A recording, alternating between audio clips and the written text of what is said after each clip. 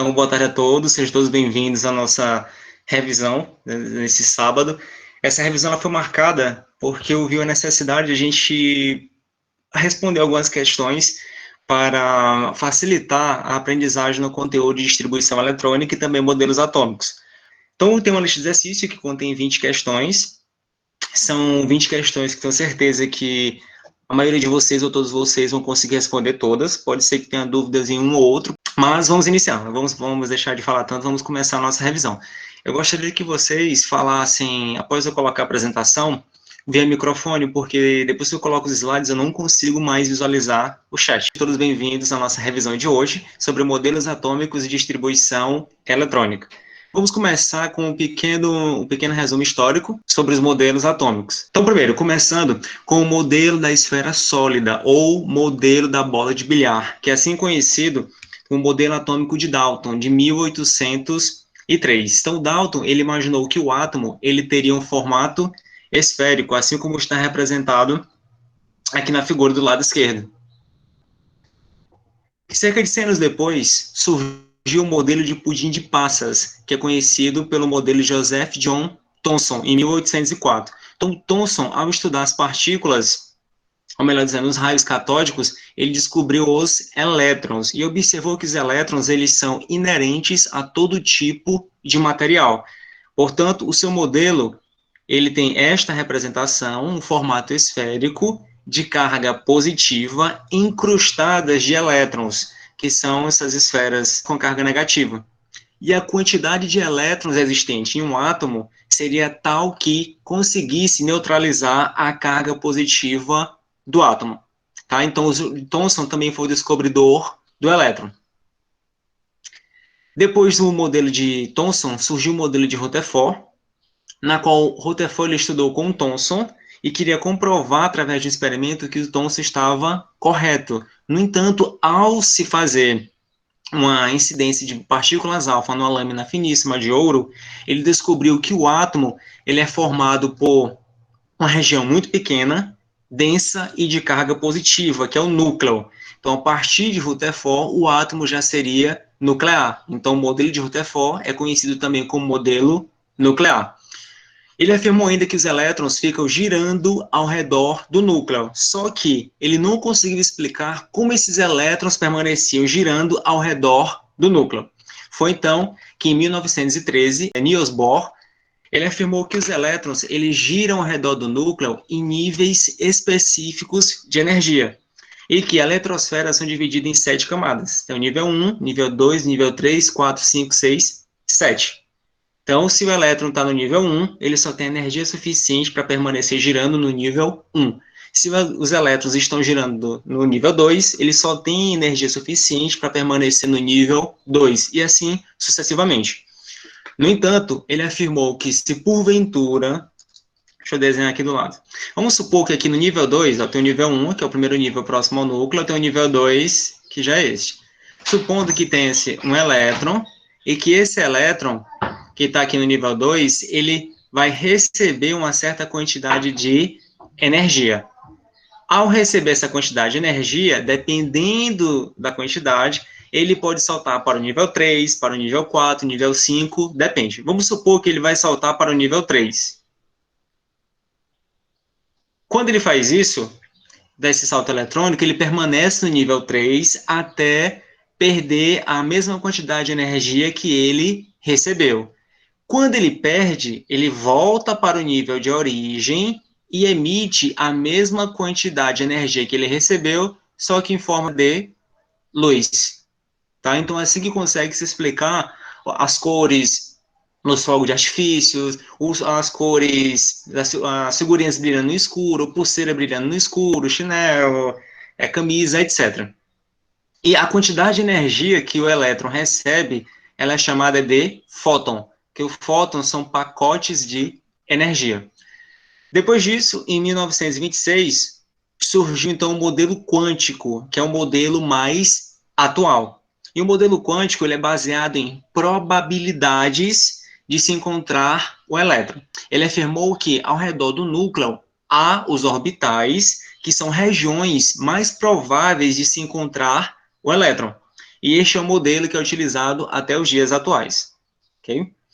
Sabendo disso, sabendo dessa revisão histórica, vamos então passar para os nossos exercícios. Lembrando, os 5 primeiros são da primeira atividade e vamos corrigi-la agora. Primeiro, abaixo segue algumas características de modelos atômicos. Tipos de características. No a matéria é formada por átomos indivisíveis. B, núcleos positivos pequenos e densos. E C, carga negativa dispersa pelo átomo positivo. Com base nos dados apresentados, relacione as características aos respectivos cientistas. Bem, o primeiro. No a matéria é formada por átomos indivisíveis. Qual foi o cientista que afirmou isso? Dalton. Dalton. Muito bem. No B, núcleos positivos pequenos e densos. Isso. Rutherford. Rutherford, exatamente. E a letra C, carga negativa dispersa pelo átomo positivo. Thomson. Thomson, muito bem. Então a resposta correta vai ser a letra B. Dalton, Rutherford e Thomson. Muito bem. Na segunda questão, observe os esquemas abaixo que apresentam experimentos envolvendo raios catódicos. Esses raios catódicos, pessoal, são feixes de energia ou feixe de elétrons, já sendo mais específico, que aparece quando o gás está contido dentro de uma ampola. Ele está um gás rarefeito, ou seja, um gás que se encontra a baixíssima pressão, que quando se faz uma descarga elétrica, aparece uma luminosidade. É um efeito semelhante que ocorre quando aparecem os relâmpagos. Né? Lá tem o ar rarefeito, passa uma descarga elétrica e apresenta aquela luminosidade. É um processo semelhante. Então, vamos observar esses experimentos. Nesse de cima, o que a gente pode observar? Tem esse aqui, essa ampola, na qual ela está conectada a uma bateria. Tá aqui, ó. Isso aqui representa os polos positivo e negativo, sequenciados, e que eles são ligados. Tem aqui um polo negativo, que é o cátodo, e o polo positivo, que é o ânodo. O que a gente observa? É formado um feixe. Tá? Esse feixe de luz que está aparecendo aqui, ó, esse feixe, que são os elétrons. E observe que ele está em direção a duas placas, uma placa de carga negativa e uma placa de carga positiva. E ela se desvia em direção à placa positiva. Se esse feixe está em direção da carga positiva, significa dizer que ele tem carga negativa. Então, esse feixe de luminoso tem carga negativa. Nessa figura de baixo, o que a gente pode observar? É um esquema semelhante, só que agora esse feixe luminoso que está aparecendo está de encontro a tipo um moinho, não é algo que está se movimentando pelas setinhas. Então, significa dizer que está se movimentando. Então, esse feixe, ele está conseguindo movimentar essa espécie de moinho, ou essas hélices. Ok? Vamos lá. Desses experimentos, resultou a descoberta de uma partícula subatômica, que foram os elétrons. As propriedades massa e carga elétrica dessa partícula apresentam, respectivamente, a seguinte caracterização. Então, respectivamente, ele se refere primeiro à massa, depois à carga elétrica. Na letra A, afirma que a massa é igual a zero. Verdadeiro ou falso? A gente vai observar nesse segundo experimento. Note que quando esse feixe ele toca nessas hélices, nesse moinho, ele consegue movimentá-lo. Então, se ele consegue movimentar, é porque o elétron tem uma certa quantidade de massa. Ou seja, a massa dele não é igual a zero, é diferente de zero. Então, a letra A, o primeiro, já está falso. Na letra B, afirma também que a massa do elétron é igual a zero, então está falso. Sobre, então, letra C e letra D. Vamos à letra C. Afirma que a carga elétrica do elétron é igual a zero. Verdadeiro ou falso? Lá no primeiro experimento, vamos observar no primeiro experimento. Analise. O feixe, ele vem em direção a dois polos, o positivo e o negativo. Ele está sendo atraído por qual polo? Positivo. Sabemos que cargas opostas se atraem. Se esse feixe está sendo atraído pelo polo positivo, é porque ele tem carga Negativa. negativa. Muito bem. Então, se é negativa, não pode ser igual a zero. Negativo é menor do que zero. Então, a resposta correta vai ser a letra D. Terceira questão.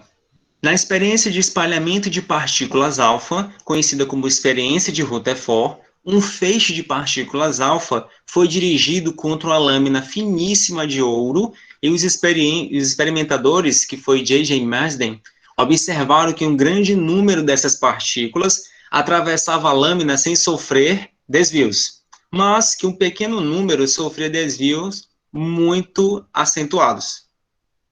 Esse resultado levou Rutherford a modificar o modelo atômico de Thomson, propondo a existência de um núcleo de carga positiva de tamanho reduzido e com praticamente toda a massa do átomo.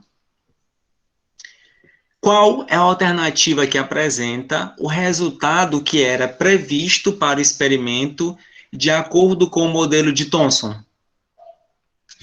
Bem, como já podemos observar, e já falei também anteriormente, Rutherford ele foi aluno de Thomson e tentava comprovar através desse experimento com lâmina de ouro que Thomson estava correto. Então, o que ele esperava? Ele esperava que, ao incidir as partículas alfas nas lâminas finíssimas de ouro, que a maioria das partículas alfas atravessariam sofrendo pequeníssimos desvios. Tá? Então, era isso que ele esperava. Vamos, então, observar as alternativas. Na letra A maioria das partículas atravessaria a lâmina de ouro sem sofrer desvios e um pequeno número sofreria desvios muito pequenos. Então, essa está correta, tá? Porque, segundo Thomson, se o átomo ele está totalmente neutro, né, está rodeado de uma carga positiva, incrustado de cargas elétricas, que são os elétrons, carga elétrica negativa, ao incidir as partículas alfas, que já sabiam que ele tinha carga positiva, esperava-se que todas elas atravessariam a lâmina sofrendo pequenos desvios. Então, a resposta correta já vai ser a letra A. A letra B, que a maioria das partículas sofreriam grandes desvios. Falso, não sofreriam grandes desvios. Isso não era esperado segundo o modelo de Thomson. Letra C, que a totalidade das partículas atravessaria a lâmina de ouro sem sofrer nenhum desvio. Falso, sofreria desvio porque no átomo também tem carga positiva. Então, em algum momento, ia ocorrer uma repulsão da carga positiva do átomo com a carga positiva das partículas alfa.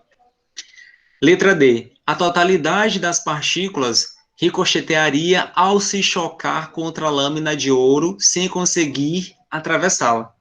Ou seja, as partículas alfas incidiriam sobre a lâmina de ouro e voltaria sem conseguir atravessar. Isso é falso. E a letra E. As partículas não atravessariam a lâmina de ouro, pois o átomo apresentava carga positiva. Então, isso aqui está totalmente falso. Então, a resposta correta é a letra A. Então, vamos lá para a quarta questão. De acordo com o modelo atômico de Bohr, elétrons giram ao redor do núcleo em órbitas específicas, tais como os planetas giram em órbitas específicas ao redor do Sol. Diferentemente dos planetas, os elétrons saltam de uma órbita específica para outra, ganhando ou perdendo energia.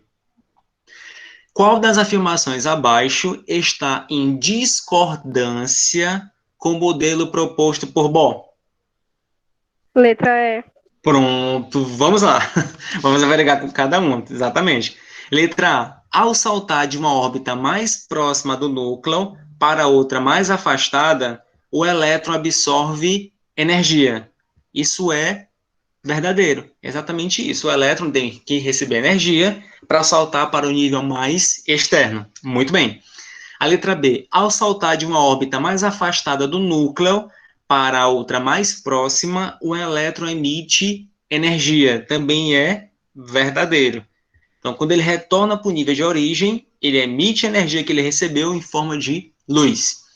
Letra C. Dentro de uma mesma órbita, o elétron se movimenta sem ganho ou perda de energia. Isso é Verdadeiro. Foi assim que ele conseguiu explicar a permanência dos elétrons ao redor do núcleo. Letra D. O processo no qual o elétron absorve energia suficiente para escapar completamente do átomo é chamado de ionização.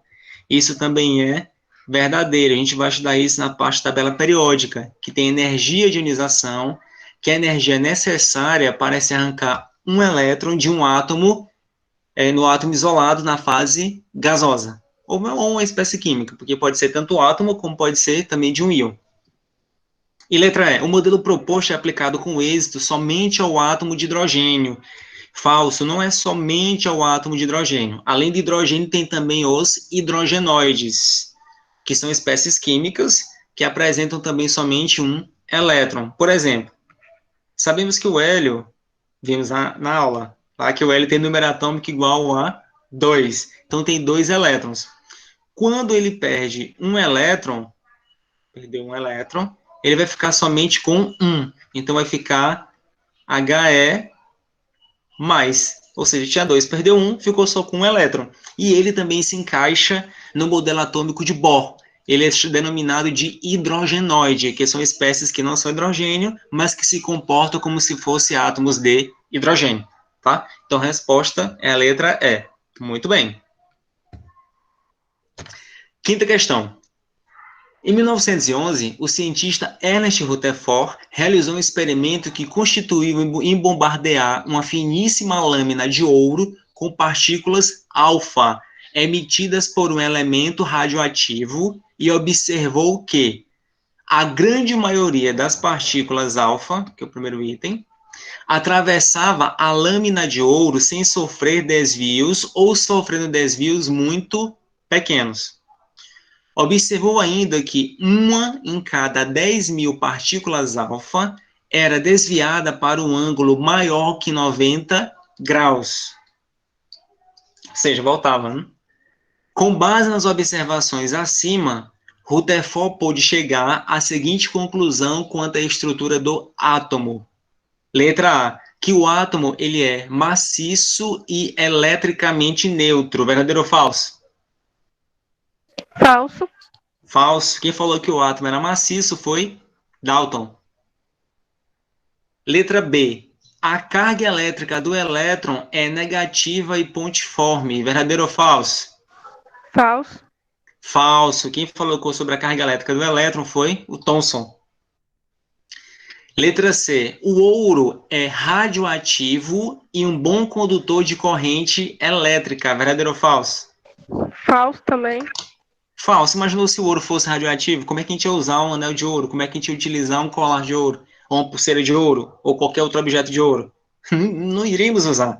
Porque os raios radioativos, a radioatividade, dependendo da intensidade, ele é muito prejudicial à nossa saúde. Tá? Ele causa tumores e assim, diversos tipos de doenças. E letra D. Ele concluiu que o núcleo do átomo ele é pequeno e contém a maior parte da massa. Isso é Verdadeiro. verdadeiro. Então a resposta correta é a letra D. Tá, ok, então vamos continuar. Já encerramos a primeira lista. A primeira parte, vamos para a sexta questão. Isótopos da Universidade Federal de Pernambuco. Isótopos radioativos são empregados no diagnóstico e tratamento de inúmeras doenças.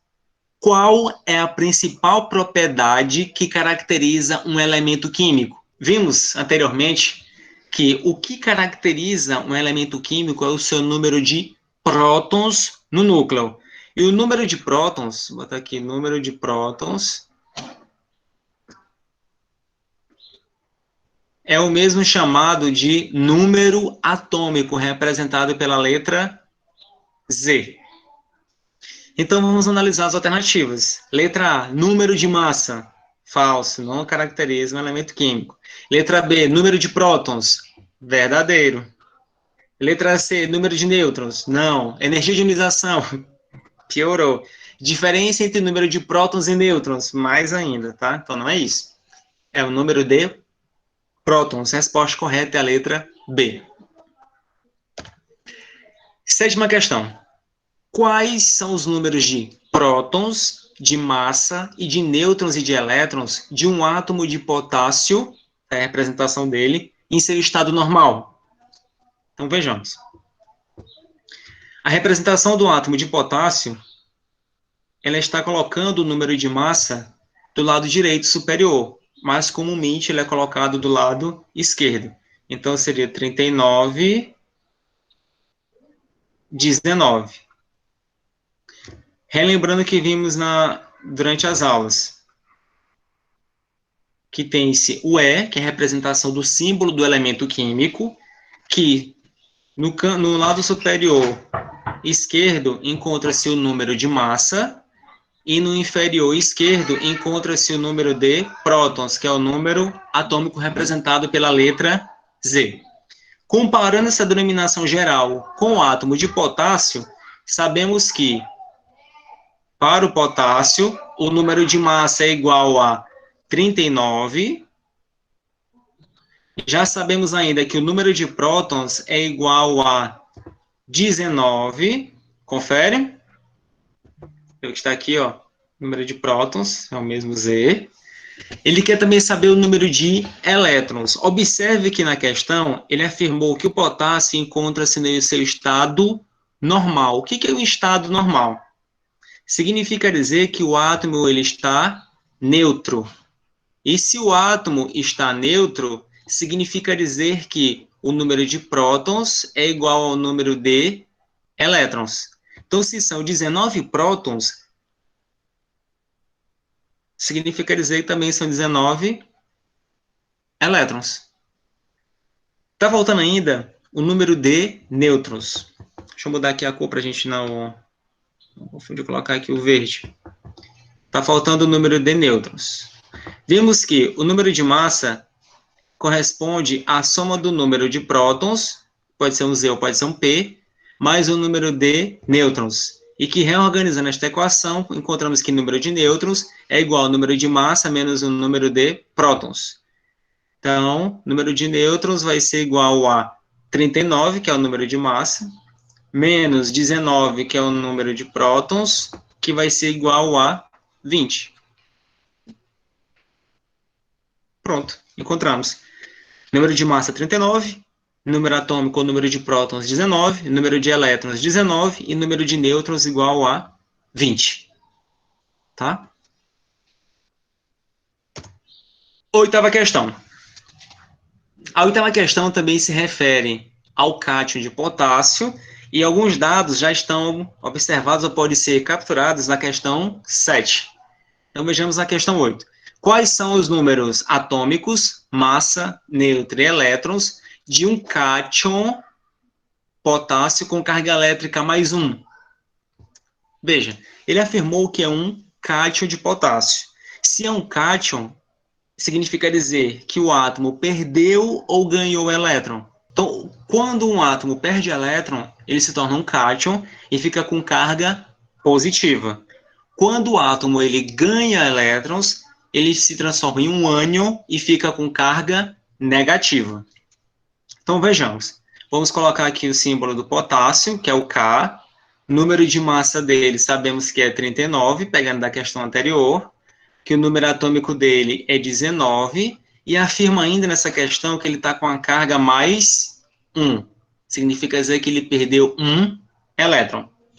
Então, já sabemos que o número atômico do potássio ele é 19, que o número de massa dele é igual a 39, que o número de nêutrons é igual a 20, mas está faltando encontrar o número de elétrons. Ora, se ele estivesse neutro, ele teria 19 elétrons. Só que ele é um cátion. Então, perdeu um elétron. Então, 19 menos 1 é igual a 18 elétrons. Então, essa espécie química tem 18 elétrons. Tá? Vamos lá, então, para a nona questão. O número de prótons, nêutrons e elétrons representado por esse cátion. Vejam, novamente é um cátion porque tem carga positiva, 2+. Então, significa dizer que ele perdeu 2 elétrons. Então, ele quer saber o número de prótons, nêutrons e elétrons. Vejamos. A partir desses dados, acho que eu vou colocar de azul, que dá maior destaque, no verde fica ainda um pouco. A partir dessa espécie química, podemos observar que, qual vai ser o número de massa para ela? 138. Isso, 138. O número de prótons, que é o mesmo número atômico. 56. 56. Encontrando esse número de prótons 56, a gente já pode até olhar nas alternativas e cancelar duas. Porque, veja, na letra A, número de prótons, ok. Letra B, 56, ok. Letra C, 56. Só que letra D diz que é 82 e letra E também é 82. Está falso. Por fim, queremos encontrar ainda o número de nêutrons. E vimos que, vou botar aqui parte 1, aqui na parte 2. Vimos que o número de nêutron é igual ao número de massa menos o número de prótons, que é igual a 138 menos 56. Então, o número de nêutrons vai ser igual a quanto? 82. 82. Então, observando as alternativas, 56 e 82, 56 e 82, 56 e 82. Então, não tem para onde. Vamos ter que descobrir o número de elétrons. Tá. Vamos observar o seguinte. Presta atenção nesse detalhe. 3. Se o átomo estivesse neutro, o número de prótons seria igual ao número de elétrons. Tá? Então, se ele tem 56 prótons, ele também teria 56 elétrons. Tudo certo até aqui? Só que observe lá a carga que ele tem. A carga dele é 2 mais, ou seja, significa dizer que ele perdeu 2 elétrons. Então, se tinha 56 elétrons, perdeu 2, ficou com 54. 54. Então, a resposta correta vai ser a letra B. Vamos então para a décima. A décima é semelhante. A diferença é que agora vai ser a carga negativa. Um certo íon negativo, X3-, tem carga negativa menos 3, sendo o seu número total de elétrons 36 e o seu número de massa 75. Podemos dizer que o seu número atômico e o número de nêutrons são, respectivamente, tá? Então veja o seguinte. Olha, vamos iniciar a questão. Tem esse elemento químico X. Aconteceu alguma coisa com ele e ele se transformou no X3-, cujo número de massa é 75. Então, vamos colocar aqui 75. Se é 75 para um, também vai ser 75 para o outro. Tá? São 75 para ambos. Ele quer saber qual é o número, vou colocar aqui embaixo, qual é o número atômico, que é o Z, e qual o número de nêutrons. Tá. Qual vai ser o raciocínio? Observe que para essa espécie negativa 3-, o número total de elétrons é 36. Então, o número de, segundo a questão, afirma que essa espécie ela tem 36 elétrons. Só que esse 3 negativo significa dizer que ele ganhou ou perdeu elétrons? Ganhou. Que ele ganhou. Então, se essa espécie 3- tem 36 elétrons, é porque antes de ter 36, ela tinha 33.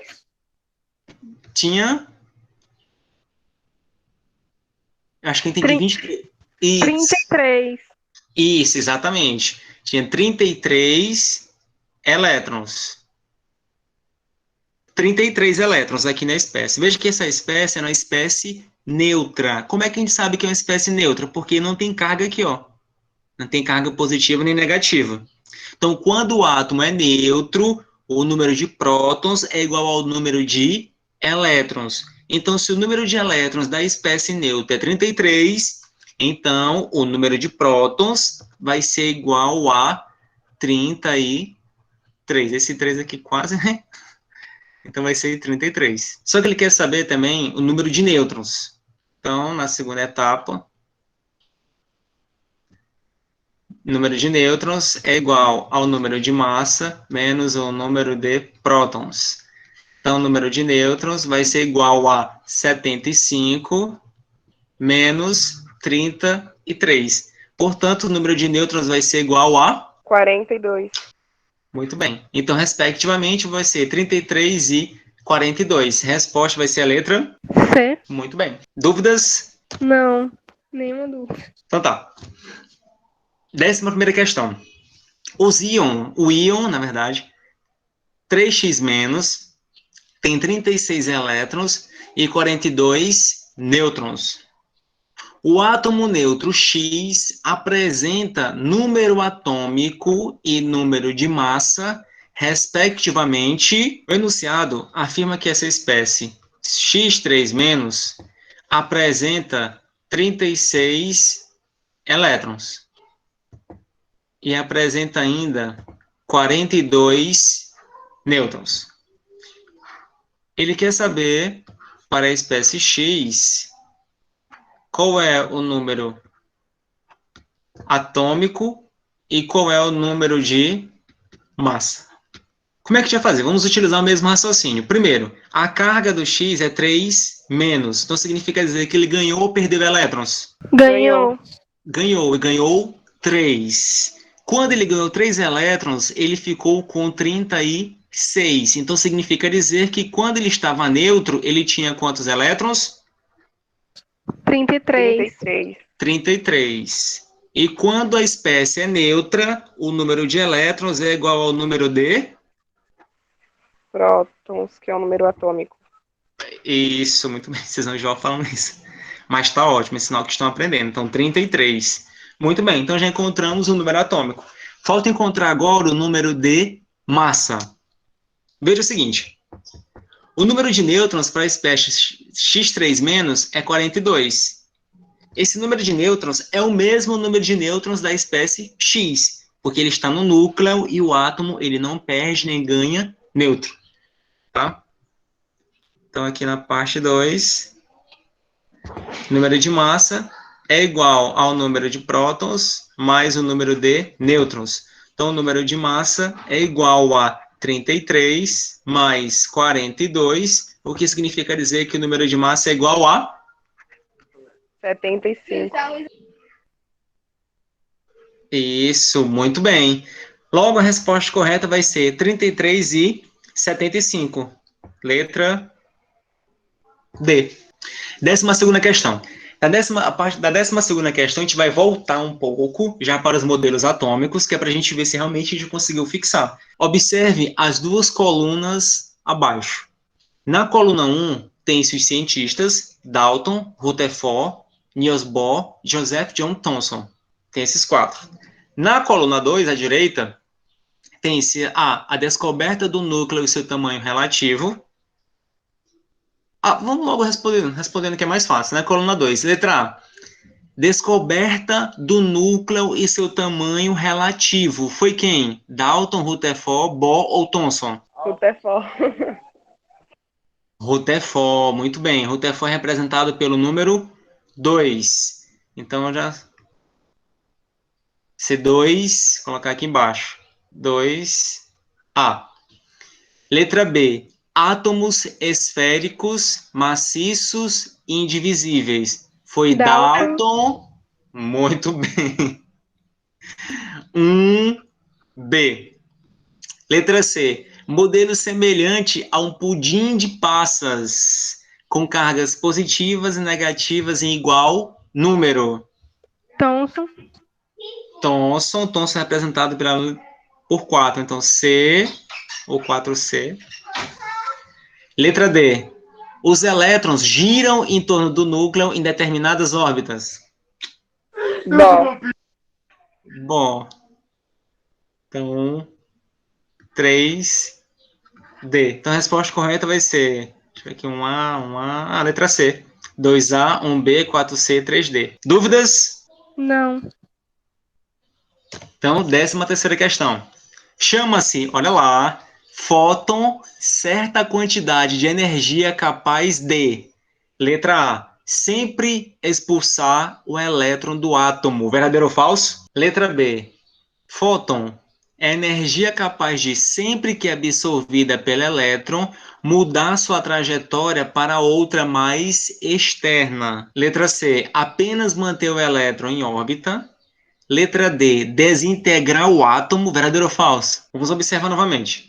Aqui neste ponto tem-se o núcleo, e vamos supor que nesse nível 1 tem-se um elétron. Quando o elétron ele recebe um fóton de energia... Vixe, o elétron sumiu. Está aqui o elétron. Quando esse elétron ele recebe um fóton de energia, ele salta para níveis mais externos. Ele pode ir para o nível 2, pode ir para o nível 3, para o nível 4, para o nível 5, isso depende da quantidade de energia que ele recebeu. Então, o que é um fóton? Fóton é um pacote de energia que o elétron recebe para mudar sua trajetória para níveis mais externos. Ok? Então, a resposta correta é a letra B. B. Muito bem, gostei de ver. Muita convicção, isso me convenceu. Tá ótimo. 14ª questão. O sal de cozinha, NaCl, emite luz de coloração amarela quando colocado numa chama. Vocês já observaram isso? Quando se derrama um pouco de sal no fogo, ou na boca do fogão sem querer? Não. Pessoal, sem querer realizar esses experimentos. Ó, como é fogo, tem que fazer na presença de um adulto, tá? Porque senão vocês podem se queimar. Aí vão dizer, foi o professor Romés que falou para eu botar aqui o cloreto de sódio, aqui o sal, em cima do fogo. Não. Continuando. Baseando-se na teoria atômica, é correto afirmar que... Veja bem, vamos só reler o enunciado para a gente pegar o X da questão. Observem bem. O sal de cozinha, NaCl, emite luz de coloração amarela. Emite luz. Estamos referindo a qual modelo atômico? Dalton, Thomson, Rutherford, Bohr ou Schrödinger? Bohr. Bohr, muito bem. Falou emitir luz, significa dizer que estamos falando do modelo atômico de Bohr. Ótimo. Então, baseando-se nessa teoria atômica, é correto afirmar que, letra A, os elétrons do cátion Na+, ao receber energia da chama, salta de uma camada mais externa para uma mais interna, emitindo luz amarela. Verdadeiro ou falso? Falso. Falso, muito bem. Não é da externa para a interna, é da interna para a externa. Letra B. A luz amarela emitida nada tem a ver com o sal de cozinha, pois ele não é amarelo. Verdadeiro ou falso? Falso. Falso, exatamente. Tem a ver com transição eletrônica, ok? Letra C. A emissão da luz amarela se deve aos átomos de oxigênio. Verdadeiro ou falso? Falso. Falso. Não se deve aos átomos de oxigênio. Os átomos de oxigênio estão lá para ajudar na combustão. Letra D. Os elétrons do cátion Na+, ao receber energia da chama, saltam de uma camada mais interna para uma mais externa. E ao perderem energia ganha, emitem-na sob forma de luz amarela. Verdadeiro ou falso? Verdadeiro. Verdadeiro. Verdadeira. Verdadeiro, exatamente. Depois dessa grande explicação, ainda fosse falso a gente dizer que... E letra E. Qualquer sal também produziria a mesma coloração. Verdadeiro ou falso? Falso. Falso, muito bem. 15ª questão. Um elétron, agora já vai voltando, já vamos voltar para outra parte, né, que agora é distribuição eletrônica, da 15ª até a 20ª questão. 15ª questão. Um elétron localiza-se na camada 2 e subnível P, quando apresenta os seguintes valores de números quânticos. Vamos só relembrar mais uma vez esses números quânticos. Existe o número quântico principal, que ele é representado pela letra N, e pode ter valores igual a 1, igual a 2, igual a 3, 4, 5, 6 e 7. São 7 níveis que tem isso atualmente. Tá? Além do número quântico principal, que é o N, que se refere aos níveis de energia, tem-se o número quântico secundário, que é representado pela letra L, minúscula. E o L, ele tem valor 0, tem valor igual a 1, valor igual a 2 e valor igual a 3.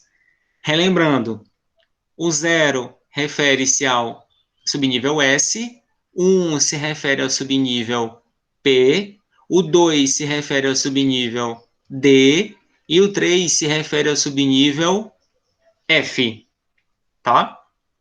Então veja, o elétron localiza-se na camada 2. Se está na camada 2, qual o valor do N? 2. 2. Muito bem. Ele está no subnível P. Se ele está no subnível P, qual vai ser o valor de L? 1. 1. Então a resposta correta tem que ser N2 e L1. É a letra B. B. Muito bem. Ótimo. Alguma dúvida até aqui, pessoal? 15ª questão? Não. Pois vamos em frente. 16ª questão. Um átomo cuja configuração eletrônica é 1s2, 2s2, 2p6, 3s2, 3p6, 4s2. Tem como número atômico... Como é que a gente vai responder essa questão, pessoal? Da seguinte maneira. Veja, a gente faz a distribuição eletrônica. A distribuição eletrônica, ela pode ser tanto de um átomo neutro, como então de um átomo que ganhou ou perdeu elétron, que é chamado de íon. Observe que no começo da questão, ele afirmou que é um átomo. Se é um átomo, então significa dizer que ele está neutro. E se ele está neutro, significa dizer que... Que o número de prótons é o mesmo número de elétrons. Exatamente. Ótimo. Que o número de prótons é igual ao número de elétrons. Muito bem. Se isso é verdade, vamos então contar o número de elétrons que tem aí na distribuição eletrônica. E como é que a gente vai saber os números de elétrons? Esses números aqui, ó, que estão sobrescritos. 2, 2, 6, 2, 6, 2. Então, vamos lá. Primeiro, 1s2. Então, tem 2 mais esse outro 2, mais 6, mais 2, mais 6, mais 2. Dá 20. Tudo isso dá 20. Resposta correta vai ser a letra B. 17ª questão. Um átomo que possui configuração 1s2, 2s2, 2p6, 3s2, 3p3 apresenta na camada mais externa. A camada mais externa, ela é também chamada de camada de valência. Observe que nessa configuração tem-se o nível 1, tem-se o nível 2 e tem-se o nível 3.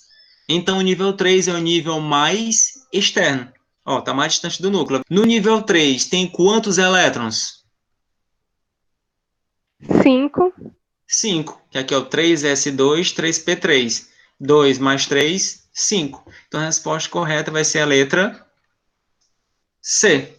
Vamos então para a 18ª, que inclusive está até faltando aí a letra B, né? Não está. Mas vamos lá responder, ver se a gente consegue. 18ª questão.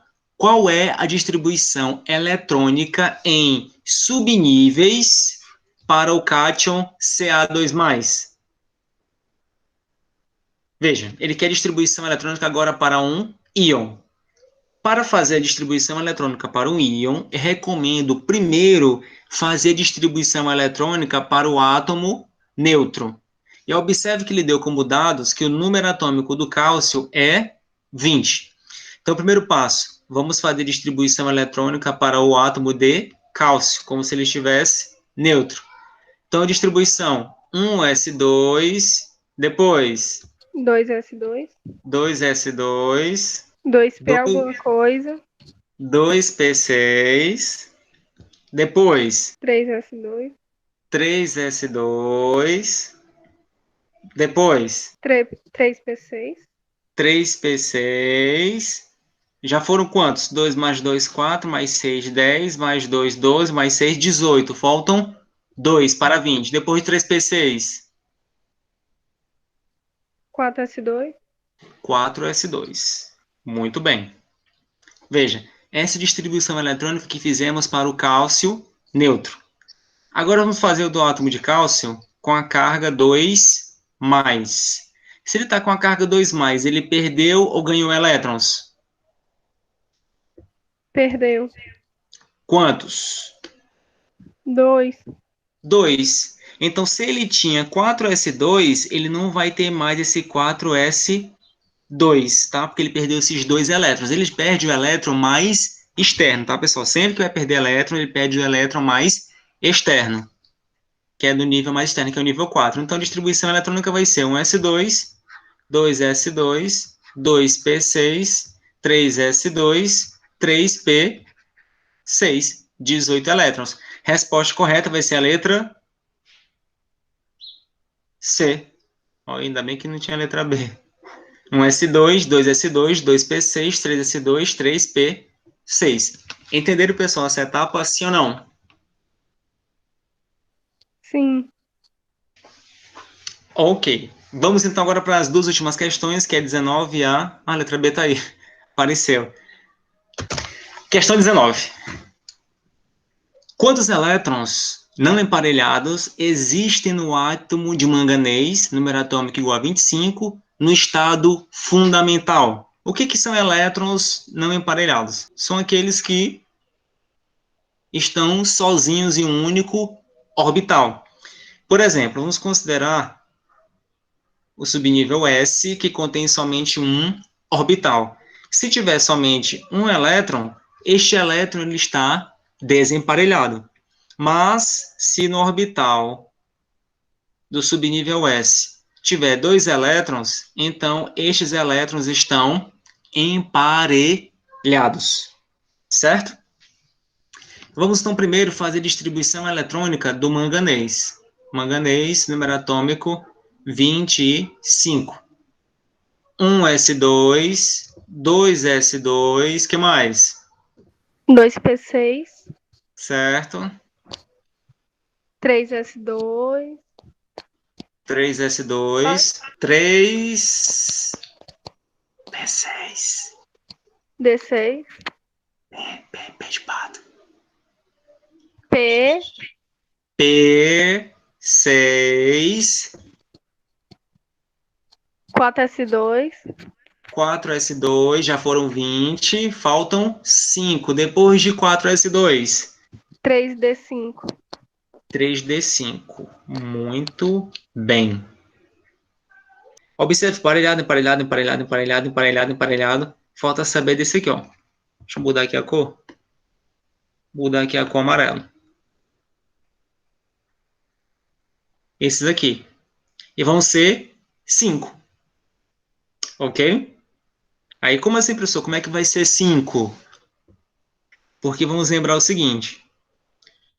Se vocês lembram da aula anterior, que o subnível D, ele tem 5 orbitais.